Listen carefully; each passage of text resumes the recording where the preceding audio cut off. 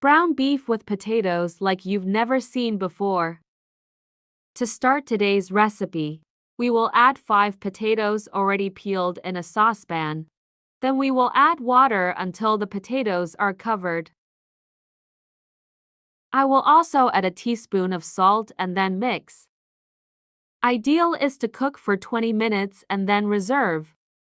Now in another container, we will add 500 grams of ground beef. Then also an egg, a teaspoon of salt, half a teaspoon of black pepper, parsley to taste, and also 2 tablespoons of breadcrumbs. Now then we must mix everything very well. You will be amazed by this recipe. So let's take small portions of the ground meat and then model it the way I'm doing it. Teach this recipe to your friend who is very fond of potatoes. He will love when doing this way. Now with the potatoes we cooked previously, we will use a knife and cut a small part.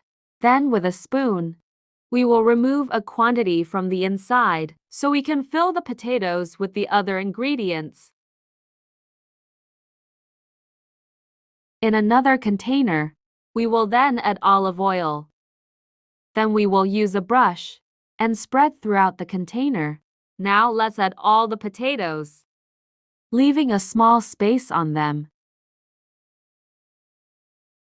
Now we will use 100 grams of mozzarella and distribute it to all potatoes equally, and then the portions of the ground meat. And before I forget, tell me which city is watching us to send you a special hug.